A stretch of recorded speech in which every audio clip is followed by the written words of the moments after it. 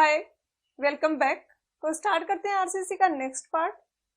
Next 131 और 132 कोडल questions हैं। Code से जस्ट वैल्यू पूछी गई है। यहाँ पे पूछा है कि अगर फाउंडेशन हमें प्रोवाइड करवाना है तो एक केस है कि वो सोइल पे रेस्ट कर रहा है, फाउंडेशन सोइल पे लोड ट्रांसफर कर रहा है फुटिंग, तो उस केस में मिनिमम थिकनेस एजेस पे कितनी होनी चाहिए। और दूसरा है कि अगर फुटिंग है वो पाइल्स के थ्रू लोड ट्रांसफर कर रहा है, फुटिंग है वो रखा गया है, वो पाइल्स पे रखा गया है, तो उस केस में कितनी मिनिमम थिकनेस होनी चाहिए एजेस पे। ये क्वेश्चन में जो इसने पूछा है ये IS 456 1978 से पूछा है। ये कोड IS 456 2000 से पहले यूज होता था, बट इसमें जो ये वैल्यू पूछी गई है ये दोनों ही कोड में सेम है। सेकेंड थिंग यहाँ पे एक मिस्टेक है। फर्स्ट वाले में इसने पूछा है कि फुटिंग ऑन सोइल, तो इस केस में होता है 15 सेंटीमीटर। अगर फुटिंग है वो रेस्ट पाइल्स पे रेस्ट कर रहा, पाइल्स पे रखा हुआ फुटिंग, तो उस केस में थिकनेस होगा वो 30 सेमी होगा। तो इसमें यहाँ पे सोइल करना है तो इसका आंसर सी हो जाएगा, जो कि सी ही यहाँ पे गिवन है। इसने क्या किया, टाइपिंग में मिस्टेक है, दोनों क्वेश्चन है वो सेम ही लिख दिया है एज इट इज। ऐसा नहीं है। फर्स्ट वाले में इसने सोइल का पूछा है, नेक्स्ट वाले में पाइल्स का पूछा है। पाइल्स के केस में ऑब्वियसली ज्यादा होगा, तो पाइल्स के केस में होगा वो 30 सेंटीमीटर होगा। तो 31 का सी हो जाएगा, 32 का बी हो जाएगा। नेक्स्ट क्वेश्चन है 133 कि फाउंडेशन का वेट है वो कितना अज्यूम करते हैं। तो जब हम डिजाइन करते हैं स्टार्टिंग में तो हम एक अप्रोक्सीमेट वेट लेते हैं सोइल की फाउंडेशन का, जो कि 10% होता है वॉल के वेट का। तो यहाँ पे आंसर हो जाएगा ऑप्शन सी है, तो डायरेक्टली याद रखना है आपने वैल्यू। इसका मैं ऊपर वाले क्वेश्चन का रेफरेंस बता देती हूँ। पुराने वाले कोड में ये पेज नंबर 100 पे गिवन है 1978 वाले में, और जो 2000 वाला कोड है इसमें ये गिवन है पेज नंबर 64 पे। ये थिकनेस सेम है दोनों में। नेक्स्ट है क्वेश्चन 134। नेक्स्ट में पूछा है कि फुटिंग का वो सेल्फ वेट होता है वो हम कहाँ पे कंसीडर करते हैं और कहाँ पे नहीं करते हैं। तो जब फुटिंग हम डिजाइन करते हैं तो सबसे पहले हमें टोटल लोड गिवन होता है, वो टोटल लोड जो कि फुटिंग को नीचे ट्रांसफर करना है सोइल में। यहाँ पे टोटल लोड फॉर एग्जाम्पल अगर W है तो हम 10% लोड फुटिंग का ऐड कर देते हैं, जो हमने पिछले क्वेश्चन में भी अभी देखा। तो हम इसको कर देते हैं 1.1 से मल्टीप्लाई, क्योंकि हमें 10% से इंक्रीज करना है। इसके बाद हम यहाँ पे डिवाइड कर देते हैं सोइल की जो बीयरिंग कैपेसिटी होती है उससे, और इस तरीके से हम एक एरिया कैलकुलेट करते हैं। तो जब एरिया कैलकुलेट करते हैं तो फुटिंग के लोड को कंसिडर करते हैं, लेकिन एक बार एरिया आ गया हमारे पास तो उसके बाद हम फाइंड आउट करते हैं कि अपवर्ड प्रेशर लग रहा है फाउंडेशन पे, सोइल जो लगा रहा है वो कितना है। तो अपवर्ड प्रेशर जब हम कैलकुलेट करते हैं तो तब हम वहां पे W/A करते हैं, यहाँ पे 10% ऐड नहीं करते हैं। एरिया में हमने कर लिया कैलकुलेट, उसके बाद जब अपवर्ड प्रेशर कैलकुलेट कर रहे हैं तो हम वापस से इसको इंक्रीज नहीं करते हैं, जो एक्चुअल लोड हमें ट्रांसफर करना है हम वो ही लेते हैं यहाँ पे।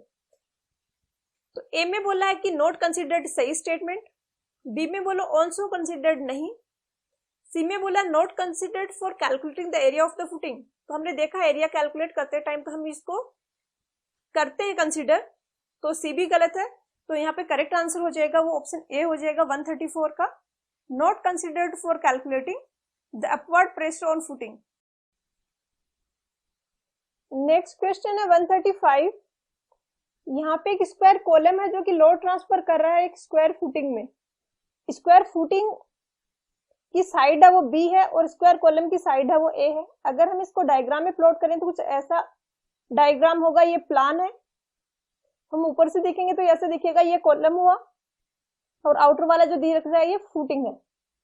अगर इस फुटिंग का हम फ्रंट व्यू देखें और उस पर लोडिंग को देखें तो ये फुटिंग है, ये फुटिंग कॉलम की जो इस पे लोड ट्रांसफर कर रहा है, ये लोड उसको ट्रांसफर कर रहा है सोइल में। ये सोइल पे डाउनवर्ड फोर्स लग रहा है तो सोइल इस पे एक रिएक्टिव अपवर्ड फोर्स लगाएगी, जो कि इस तरीके से होगा यूनिफॉर्मली। और ये प्रेशर यहाँ पे गिवन है कि प्रेशर है वो P है, P is the net upward pressure. दूसरा फुटिंग पे यहाँ पे लोड लग रहा है ऊपर से कॉलम के कारण जो लोड आ रहा है। कॉलम की डायमेंशन ए है तो कॉलम की जितनी डायमेंशन है उतनी ही डायमेंशन में डाउनवर्ड फोर्स लग रहा है। अब इसको हमें सोल्व करने के लिए हम इसको एक एज यूडीएल कन्वर्ट करेंगे।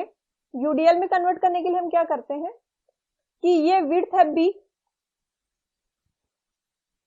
प्रेशर P है, अगर मैं प्रेशर को B से मल्टीप्लाई कर दूं तो पर मीटर लोड आ जाएगा इस डायरेक्शन में।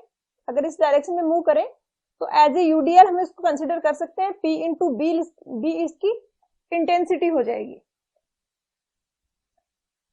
अब मैक्सिमम बेंडिंग मोमेंट कहां पे होगा? मैक्सिमम बेंडिंग मोमेंट होगा कॉलम के फेस पे। ये जो लाइन है यहाँ पे मैक्सिमम बेंडिंग मोमेंट होगा। ऐसा इसलिए क्योंकि इससे अगर हम आगे का डिस्टेंस कंसीडर करते हैं तो उस केस में कॉलम का जो डाउनवर्ड लोड आ रहा है वो बेंडिंग मोमेंट को कैंसिल करेगा। यहां से लेके इस सेक्शन तक पहुंचते पहुंचते बेंडिंग मोमेंट है उसकी वैल्यू इंक्रीज हो रही है। इस सेक्शन के बाद में ऊपर वाला लोड भी आ जाएगा मोमेंट की इक्वेशन में, जिसके कारण, और ऊपर वाला लोड है इसका साइन अपोजिट है, तो इसके कारण ये कैंसिल करेगा नीचे वाले जो प्रेशर के कारण बेंडिंग मोमेंट आ रहा है उसको, तो ये डिक्रीज होने लग जाएगा बेंडिंग मोमेंट। तो इस सेक्शन पे मैक्सिमम होगा बेंडिंग मोमेंट। अब वो कितना होगा मैक्सिमम, वो हमसे पूछा गया है। तो मैक्सिमम को निकालने के लिए P इंटू बी करके हमने एक इसको यूडीएल में कन्वर्ट कर लिया। ये यूडीएल की इंटेंसिटी हो गई। और ये इस डायग्राम से आप देखें तो आप इजीली फाइंड आउट कर सकते हो कि आपको यहाँ का प्रेशर निकालना है। ये वाली डिस्टेंस हो जाएगी B माइनस ए बाई 2। ये टोटल डिस्टेंस B है, ये A है, तो बची हुई डिस्टेंस हुई B माइनस ए, जिसमें से हाफ इधर है और हाफ है ये दूसरी साइड है, तो ये डिस्टेंस होगी B माइनस ए बाई 2। अब सिंपली इक्वेशन लिख देनी है बेंडिंग मोमेंट की। लोड की इंटेंसिटी है P into B into L B minus A by 2।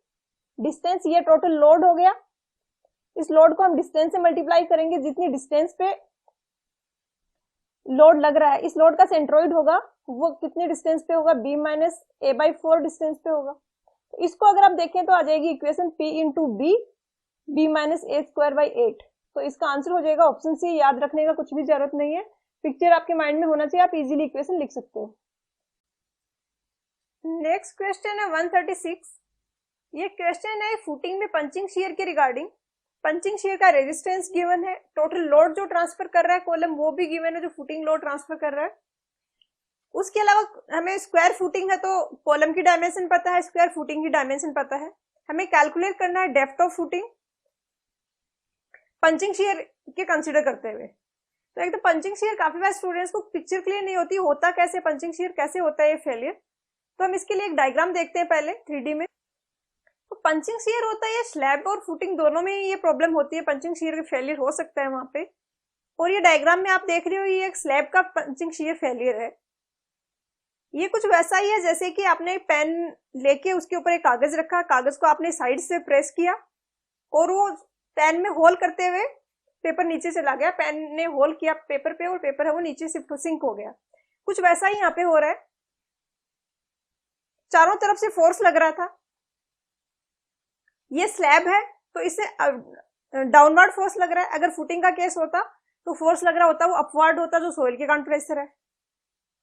और उस अपवर्ड फोर्स के कारण कॉलम से कुछ डिस्टेंस पे स्ट्रक्चर ब्रेक हो गया, डिटैच हो गया और कुछ पार्ट उसका कॉलम के चारों तरफ ही रह गया, जैसे ये, और बाकी वाला ये सारे नीचे सिंक हो गया। अगर फाउंडेशन का हम पंचिंग शियर फेलियर कंसीडर करें तो उस केस में होगा ये स्ट्रक्चर ऊपर शिफ्ट हो जाएगा, क्योंकि सोइल का नीचे से जो प्रेशर लग रहा है वो अपवर्ड लग रहा है। तो इस टाइप का होता है शियर फेलियर कि पंच कर दिया, स्ट्रक्चर है वो पंच हो गया, फाउंडेशन या स्लैब पंच होके, स्लैब है तो नीचे चला गया, फाउंडेशन है तो सोइल के प्रेशर के कारण अपवर्ड मूव हो गया। यहाँ पे दो चीजें इंपॉर्टेंट होती हैं कैलकुलेट करना हमें, जो एक तो वो एरिया जो कि कंट्रीब्यूट कर रहा है, क्योंकि पंचिंग शियर रेजिस्टेंस स्ट्रक्चर का है वो स्मॉल क्यू हमें पता है, तो वो कितना लोड रेजिस्ट कर सकता है वो हम निकालना चाहेंगे। और उसके लिए हमें एरिया पता होना चाहिए कि कितना एरिया है वो यहाँ पे कंट्रीब्यूट कर रहा है। तो यहाँ पे ये जो आप देख रहे हैं ये वाला एरिया जो मैंने ग्रीन कलर में ये शेडेड किया हुआ, ये वाला एरिया है जो कंट्रीब्यूट कर रहा है, जहां से स्ट्रक्चर फेल हो रहा है इसी वाले एरिया के लोग। तो जब स्ट्रेंथ निकालेंगे, रेजिस्टेंस कितना रेजिस्ट कर सकता है पंचिंग शीयर के केस में, तो हम ये वाला एरिया लेंगे। अब अगर हम कॉलम के प्लान में इसको प्लॉट करें, तो पहली बात तो कि आपको याद रखना है कि ये शियर फेलियर होता है, ये कॉलम के फेस से d/2 डिस्टेंस पे होता है। यहाँ पे आप देख रहे हैं कि कॉलम के फेस पे नहीं हुआ है फेलियर, बिल्कुल उससे कुछ डिस्टेंस पे हुआ है, और ये डिस्टेंस होती है, ये d/2 होती है। तो हम एक स्क्वायर फुटिंग बनाते हैं और कॉलम प्लॉट करते हैं और उसके अंदर इस सेक्शन को भी प्लॉट करते हैं। तो ये हमने फुटिंग को प्लॉट कर लिया।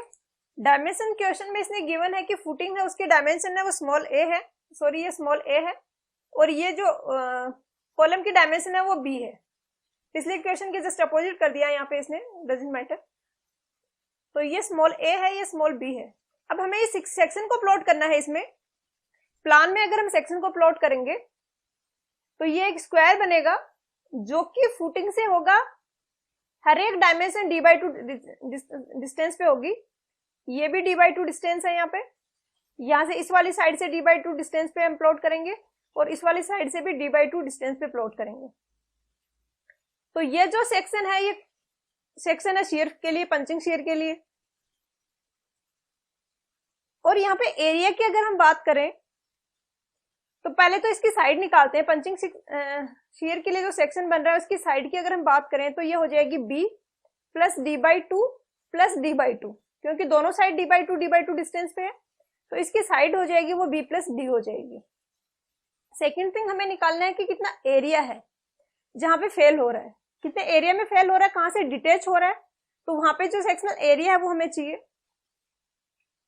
तो ये जो शेडेड मैंने ग्रीन कलर से किया हुआ है, ये वाला एरिया हमें निकालने के लिए, ये साइड मुझे पता चल गई, ये साइड है b प्लस डी, और इसकी डेप्थ कितनी होगी, जितनी फुटिंग की डेप्थ है। तो एरिया हो जाएगा, टोटल एरिया हमें यहाँ पे निकालना है, एक फेस का एरिया हो जाएगा b plus D into D. ये इस एक फेस का एरिया है, जैसे कि फॉर एग्जांपल इस वाले फेस का एरिया आ गया मेरे पास। ऐसे ही 4 फेस बन रहे हैं इसमें, यहाँ पे देखिए तो ये और ये 4 फेस बन रहे हैं, तो 4 से मल्टीप्लाई कर देंगे। शियर रेजिस्टेंस जो क्वेश्चन में गिवन है वो स्मॉल क्यू है, तो स्मॉल क्यू को हम मल्टीप्लाई कर देंगे b plus D into D into 4 से। तो ये टोटल लोड आ गया जो कि ये पंचिंग शियर के कंसिडर करते हुए कैरी कर सकता है, सस्टेन कर सकता है। अगर इतना लोड तक हम लगाएंगे तो पंचिंग में फेलियर नहीं होगा। सेकंड इंपॉर्टेंट थिंग बचती है कि टोटल शियर फोर्स निकालना। टोटल कितना शियर फोर्स है जो कि यहाँ पे इस सेक्शन के लिए लग रहा है। टोटल शियर फोर्स की अगर हम यहाँ पे बात करें तो पहला तो यहाँ पे जो ये क्वेश्चन गिवन है इसने ये स्लैब का शो किया हुआ है, पंचिंग शियर। स्लैब और फुटिंग दोनों में पंचिंग शियर का प्रॉब्लम होती है। स्लैब के केस में लोड डाउनवर्ड लग रहा है तो ये डाउनवर्ड सिंक हो जाता है। अगर ये फुटिंग का केस होता तो यहां से डिटेच होके फुटिंग ऊपर चला जाता। ऊपर क्यों चला जाता? क्योंकि उसमें लोड लग रहा है, वो सोइल के कारण जो प्रेशर लग रहा है वो नीचे से लग रहा है। अब शियर फोर्स निकालने के लिए हम कितना एरिया कंसिडर करेंगे? ये जो एरो एरो करके इसने दिखाए हुए हैं, जितना भी इस सेक्शन के बाहर को जो एरिया है वो सारा कंट्रीब्यूट कर रहा है। उसमें जो शियर फोर्स लग रहा है वो शियर फोर्स इस सेक्शन पे एक्ट कर रहा है। तो हम वो सारा शियर फोर्स निकालने के लिए हमें ये एरिया चाहिए होगा। इस एरिया को हम इजीली यहाँ पे कैलकुलेट कर सकते हैं। यहाँ पे जैसे कि मैं शो कर रही हूँ कौन सा वाला एरिया है,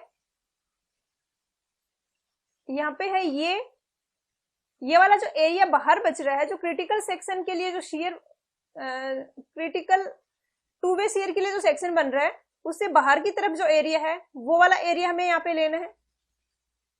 तो शियर फोर्स हो जाएगा, पहले तो प्रेशर निकालेंगे, टोटल लोड है W, शियर फोर्स हो जाएगा टोटल लोड अपॉन एरिया। ये तो प्रेशर हो गया, इस प्रेशर को हम एरिया से मल्टीप्लाई कर देते हैं तो शियर फोर्स आ जाएगा। एरिया होगा जो यहाँ पे मैंने मार्क किया। अब इस एरिया को हम कैसे कैलकुलेट करेंगे? तो इसके लिए हम आउटर वाला एरिया ले लें और इसमें अंदर जो सेक्शन बन रहा है, जो टू वे शियर के लिए सेक्शन बन रहा है, उस सेक्शन का एरिया माइनस कर दें। अब ध्यान रखना, कंफ्यूज नहीं होना है।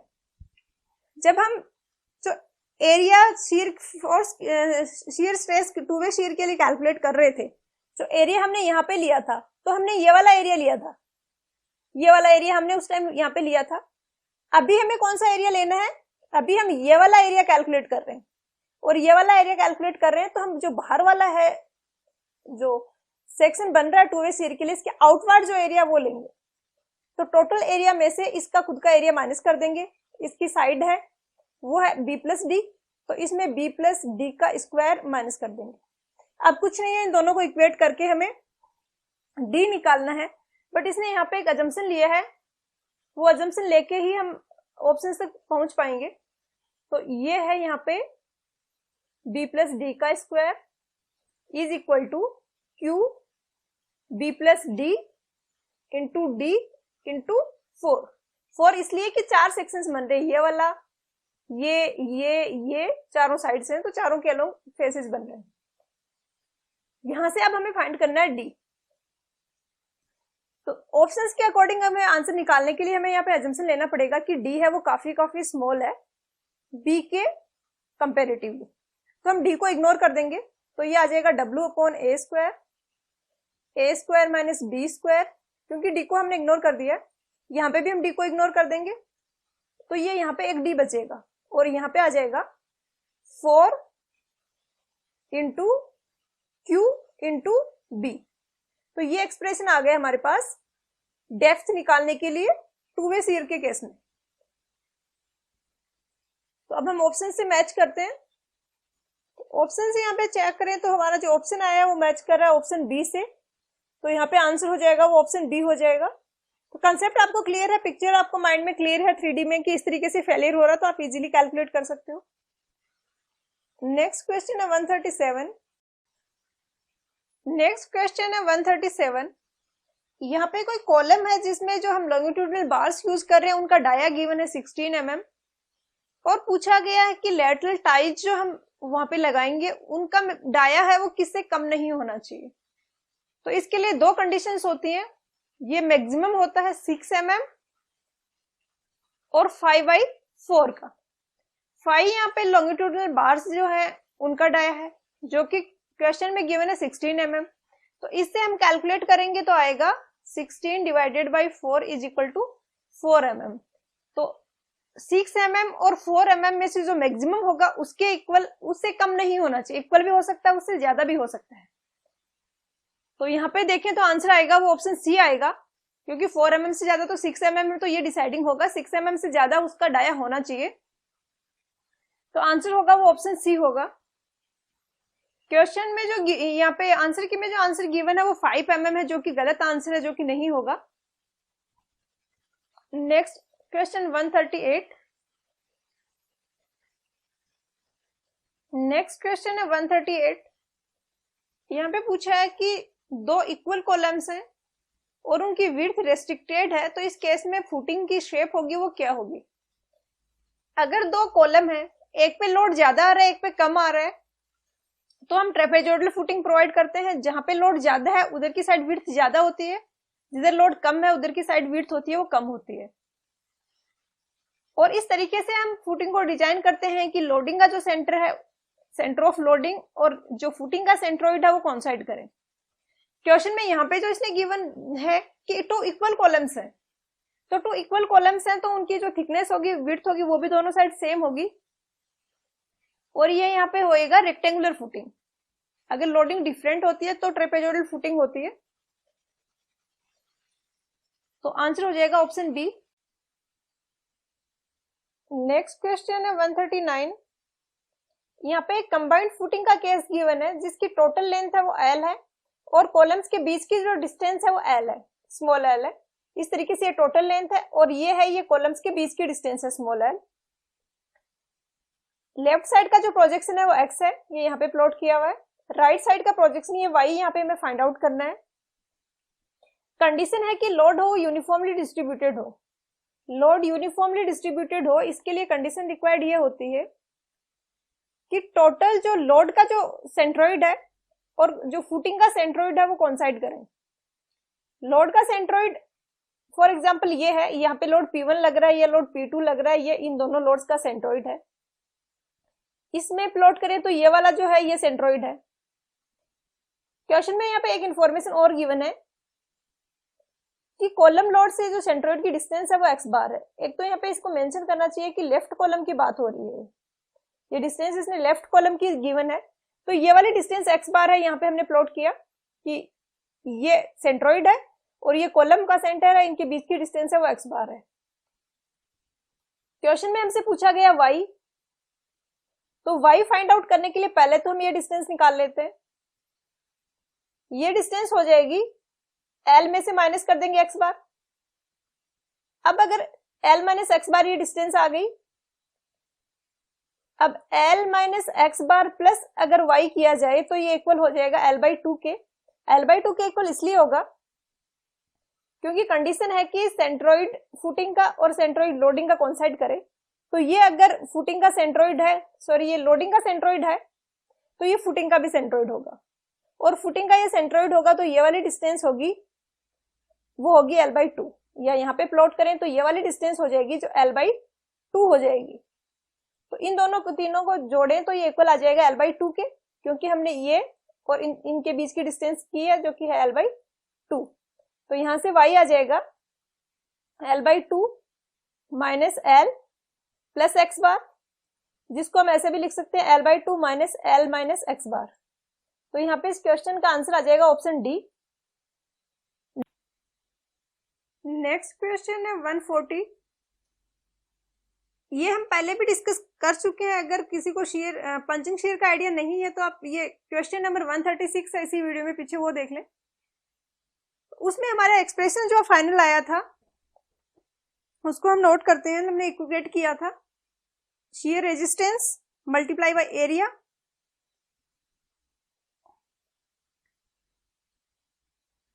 ये एरिया था चारों फेसेस का, into shear resistance is equal to shear force, और शेयर फोर्स यहाँ पे इक्वल था W/B²। ये प्रेशर हुआ, B यहाँ पे फुटिंग का डायमेंशन है, फुटिंग की साइड है, और A है वो कॉलम का है, A है वो कॉलम की साइड है। तो W/B² B² minus A plus D², ये एक्सप्रेशन आया था हमारा क्वेश्चन नंबर 136 में। यहाँ पे इसने D पूछा है, तो D को हम निकालने के लिए D इक्वल हो जाएगा W/B² B² minus A plus D का whole square bracket close divided by QA plus D into 4D, sorry D यहाँ पे आ गया 4 बचा। यहाँ पे एक अजम्पशन इसने लिया है कि D है वो वेरी वेरी स्मॉल है कंपेयर टू A, तो हम इसको इग्नोर कर देंगे और हमारा एक्सप्रेशन है वो सिंप्लीफाई हो जाएगा W/B² B² minus A² divided by QA plus D, यहाँ पे भी एक को हम इग्नोर कर देंगे तो A ही बचेगा, इंटू 4। इसके बाद इसको हम इस तरीके से भी लिख सकते हैं कि W टोटल कॉलम का लोड है, W/B² को अंदर मल्टीप्लाई करेंगे तो W बचेगा माइनस W/B² इंटू A²।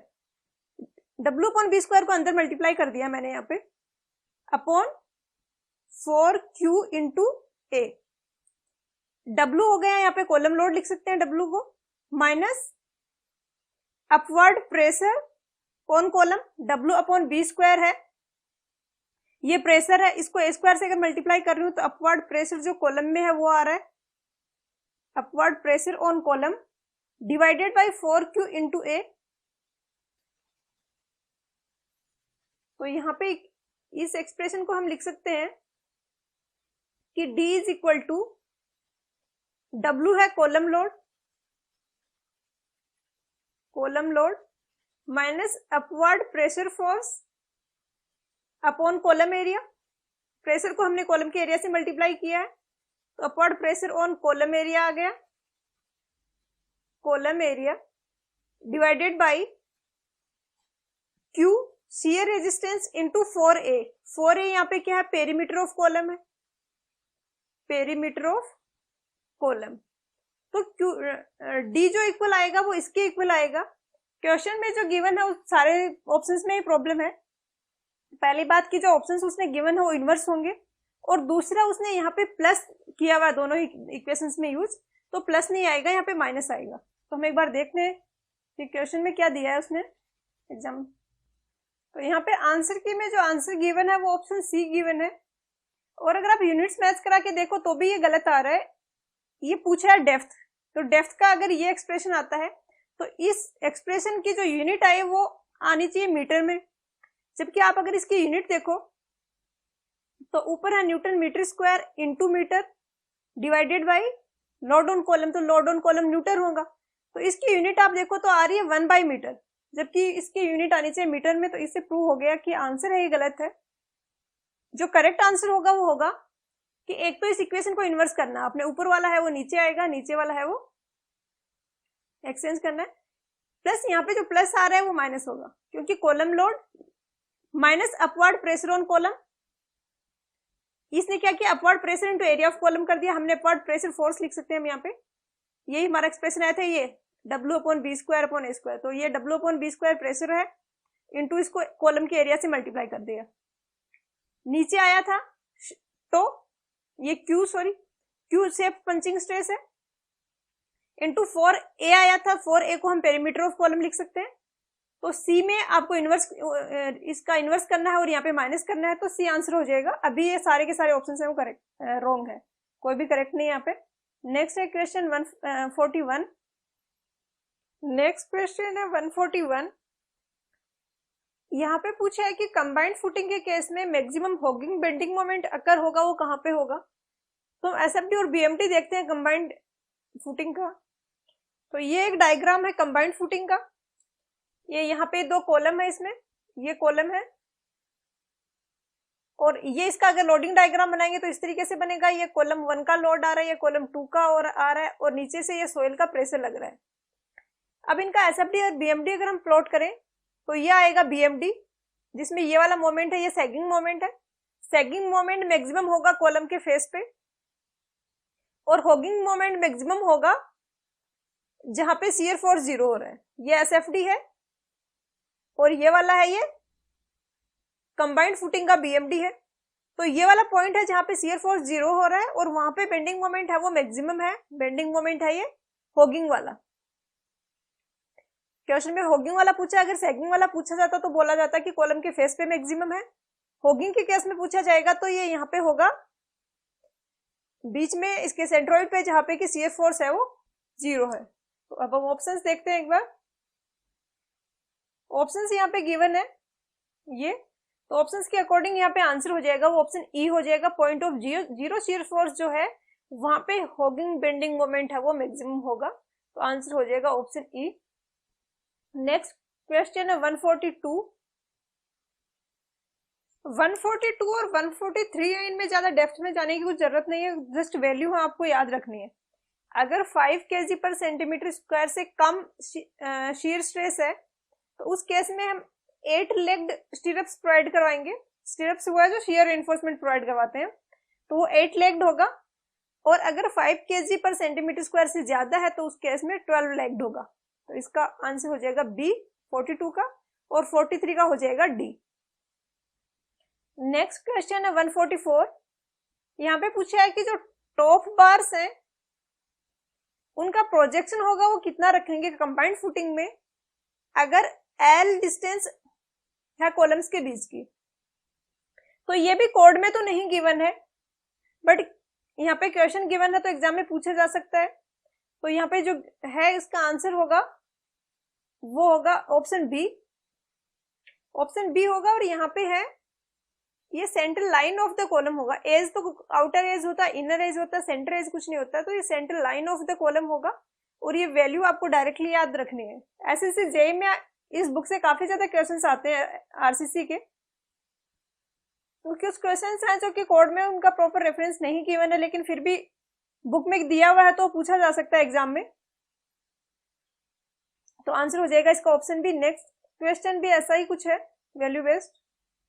145 में पूछा है कि बॉटम जो बार्स होती हैं उनको एक्सटेंड करेंगे इंटीरियर ऑफ द फुटिंग। जैसे ये कॉलम से बाहर आ रही है, इसको हमें इस तरीके से एक्सटीरियर साइड में एक्सटेंड करते हैं, तो वो एक्सटेंशन होता है, वो प्रोजेक्शन होता है, वो कितना होता है या वो किससे ज्यादा होना चाहिए। तो ये कैलकुलेट किया इसने एलडी की हेल्प से कि वो एक्सटेंशन जो होगा ये कम से कम डेवलपमेंट लेंथ जितना तो होना ही चाहिए या उससे ज्यादा हो सकता है। तो डेवलपमेंट लेंथ कैलकुलेट करने के लिए वैसे तो मेंशन किया जाना चाहिए था, क्वेश्चन तभी कंप्लीट होता कि पूरी इंफॉर्मेशन गिवन हो, बट यहाँ पे नहीं दिया गया है। इसने जो आंसर दिया है वो दिया है 42 टाइम्स आउटर एज, और 42 टाइम्स जो आ रहा है अगर हम एलडी कैलकुलेट करेंगे Fe415 और M25 के लिए, अगर ये वाला कॉम्बिनेशन लेके हम एलडी कैलकुलेट करें तो उस केस में एलडी आएगा वो 41.5 के आसपास कुछ आएगा अप्रोक्सीमेटली। इसको जैसे हम कैलकुलेट करते हैं एलडी का फॉर्मूला होता है sigma S T 5 to B D into 4, और यहाँ पे सिग्मा एस टी की जगह 0.87415 रखेंगे। 415 5 को एज इट इज रखना है। टो बी डी जो होगा ये M25 के लिए होगा वो 1.4 होगा, तो ये 1.4 रखेंगे। ये हाई स्ट्रेंथ बार है, HYST बार है, तो 60% इंक्रीज करेंगे टो बी डी को तो 1.6 आ जाएगा, इनटू यहाँ पे आ जाएगा ये 4। तो इसको जब आप सोल्व करोगे तो ये आ जाएगा 40.2 समथिंग 5, तो इसके क्लोज हो जाएगा ये आंसर 42.5 यहाँ पे डायमीटर है, तो इसका आंसर हो जाएगा ऑप्शन बी। ज्यादा कुछ कंसेप्चुअल नहीं है क्वेश्चंस, लेकिन आपको याद रखना है आंसर्स। तो इस लेक्चर वीडियो को यहीं पे एंड करते हैं, मिलते हैं नेक्स्ट वीडियो में। All the best.